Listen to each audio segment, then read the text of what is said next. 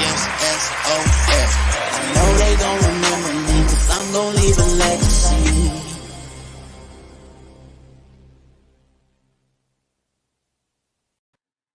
Hey family, it's Dr. Dez here with another episode of the Bowtie Chronicles. I'm so excited that I'm here with you all today. SOS, thank you for creating this opportunity for us to just share one with another. And the goal is to empower individuals to be the best that they can be, the organizations that we work with, to make you the very best organization that you can possibly be. And we're doing so through this series that's called Changing Your Narrative by looking at diversity, equity, and inclusion. And we've been providing for you steps that will help you in changing your narrative. The first step, of course, is examine your culture and climate. The second step, prioritize diversity, equity, and inclusion. And then, of course, developing your plan, developing your action plan that will allow you to put the things into fruition that have developed as a result of you taking a look at your culture and your climate, taking a look at how you prioritize diversity, equity, and inclusion. And now it's time that the rubber would meet the road. Now it's time for us to develop this action plan and put things in place that will put us in a position where we've expanded our brand. We put individuals in a position where they can be the very best that they could possibly be. And we've empowered them to take that kind of action. Why? Because that's going to help us to fulfill our overall mission. So let's look at it again as we talk about examining your culture and your climate. That's taking an internal inventory of who you are as an organization, looking at why you do the things that you do, the way you do the things around here. Climate, how do people feel when they come in contact with our culture? Do they feel good? Do they feel bad? Do they feel hot? Do they feel cold? Do they feel like this is an environment that welcomes them as a consumer? Is it an environment that welcomes me as an employee? Is it an environment that allows me to be the person that I was created to be? I don't have to be involved in code switching. I don't have to be somebody else here than I am in my normal state, because in my normal state, I am potentially the best that I can possibly be, and always looking at my experiences to make me better. As we talk about prioritizing the diversity, equity, and inclusion that you experience within your organization or your institution, remember that diversity and inclusion are about giving value to every human being, no matter the differences. No matter the differences. And equity means that we've exposed everyone to the same opportunity. Both the internal and the external stakeholders have been exposed to the same opportunity, the same resources, and everyone is growing as a result of having this experience with our brand, with our organization, with our institution. And now we're at the point where we're looking at the development of your plan. After you've looked at your culture and your climate, you've looked at and you've developed a priority for respecting diversity, equity, and inclusion. Now let's develop your action plan. One of the first steps that you should engage in when you're looking at your action plan is actually to develop a survey, and that's simply a tool to assess and evaluate your current levels of satisfaction within the organization.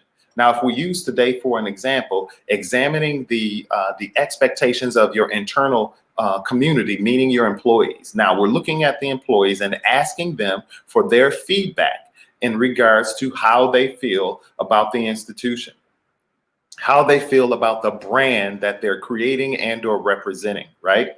So here are a few questions for you to consider putting in your survey as you try to assess the feelings of your internal community. That doesn't mean that you're not going to examine the external community, but let's begin with the internal community. As you look at your employees, if you look at the team members, it's important that you look at these types of concerns, right? So here's one of the questions. These are potential questions. You don't have to use these, but these are recommended questions. 1, time goes by quickly when I'm at work. I really put my heart into my job. I trust that I'm being treated fairly and my organization and the managers treat me as such. I work hard and I perform well, but I'm not exhausted. I anticipate opportunities to take action. These are simply 5 questions that you can ask your staff members, your team members, and based upon their responses, this can give you the base information that you need to develop your action plan. I recommend that when you go through asking these questions, frame them in a way, use those questions, the language that fits your organization best, but the responses are critically important. You should have your responses that range from I agree I disagree. I strongly disagree. This isn't applicable. And those are opportunities that you can gain information from because they are going to respond truthfully. It should be an anonymous survey. No one should know who said what in this respective survey, because that in and of itself will jade people's perspective. No one wants to take a survey if the survey information is going to be used against them. Remember, when you enter this process, it's best for you to enter with the end in mind. Begin with the end in mind. The desire is to expand the brand. The desire is to make every person feel as though they are part of the community, and they are.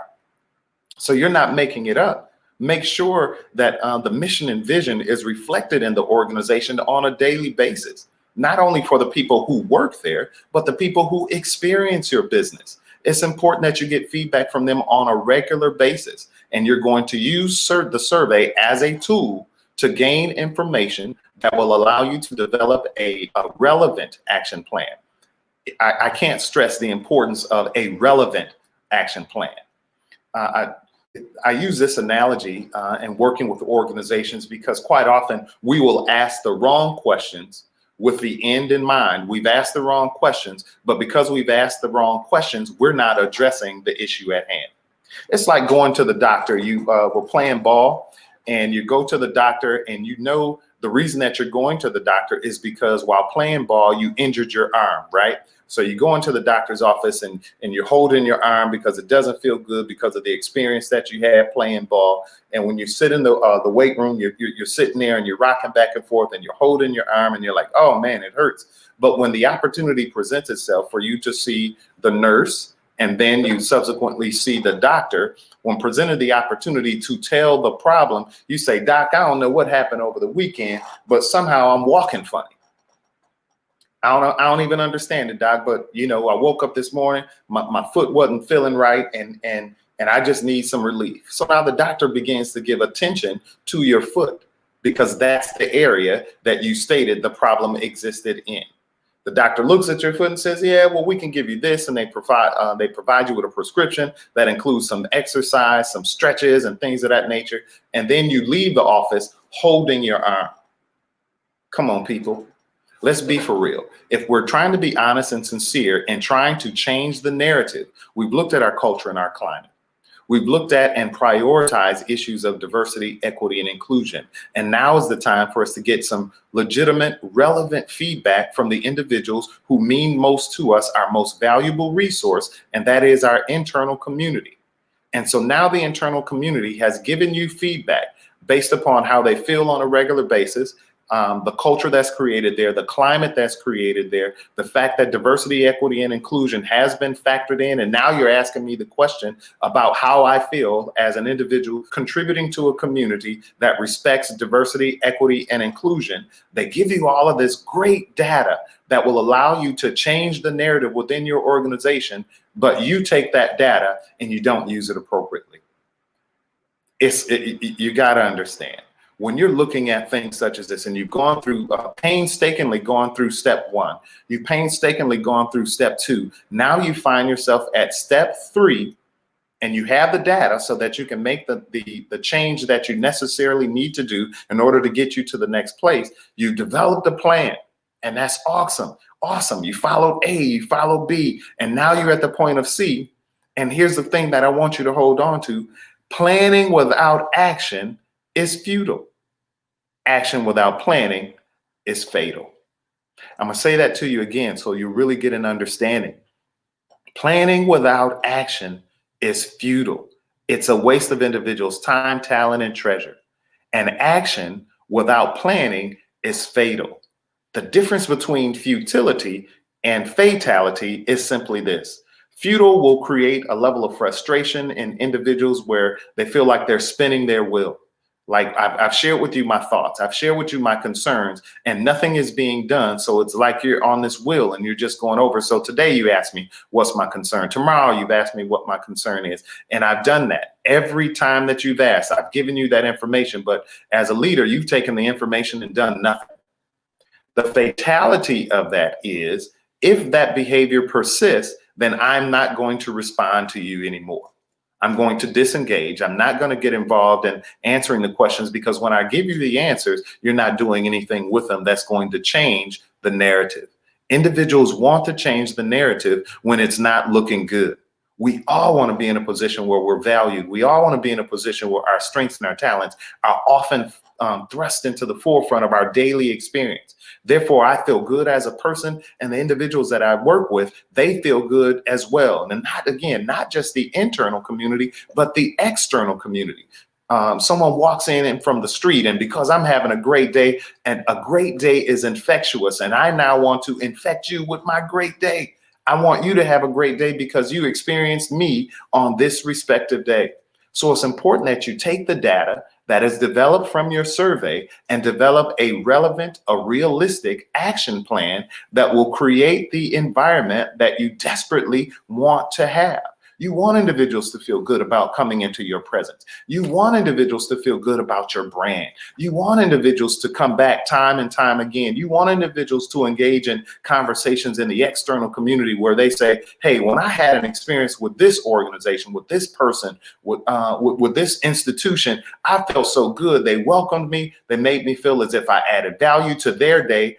Therefore, they added value to my day, and I encourage you to go in there because they create this type of experience, this type of ambiance, this type of place where I feel so good about myself as a person. Everyone wants to feel good about themselves. Everyone wants to contribute to making the world a better place. So you got to understand that good planning without good working is absolutely nothing. So you've taken this time to develop this plan, but now you're not doing anything. It's a true waste of individuals' experience and time, talent, and treasure, and they don't like that. If you're looking to change your narrative because now you've recognized that diversity, equity, and inclusion is one major thing that the world has great expectations for, you want to be on the cutting edge of making change and making lives better, expanding your brand, and creating an environment where individuals feel like they have been treated well, both internally and externally. Individuals want to be a part of your organization, a part of your brand. They want to continue to support you because ultimately in supporting you, it's made their life a better experience. That's what this is all about. If you're that organization, if you're that institution, and you're looking to change, change begins by changing the narrative, taking a look at your culture, taking a look at your real hard look at your culture and your climate, taking a look at diversity, equity, and inclusion, and consciously making a decision about the priority of diversity, equity, and inclusion. And then ultimately developing a plan that will help you to change the narrative based upon data, based upon real stuff. Examine your culture and your climate, prioritize diversity, equity, and inclusion, and then develop an action plan that reflects your true desires. It's all about making change. It's all about making change that is appropriate for the moment, change that's relevant within your experience. And we want to be a part of that. So take this easy opportunity, steps 1, 2, and 3. Examine your culture and your climate. Prioritize diversity, equity, and inclusion. Develop your action plan and put that plan to work. I want to see you again on the other side of this experience, and I'm praying that it's going to be a positive one for you. Sometimes you go through a little pain in order to get to the place that you want to go, but it's for good reason.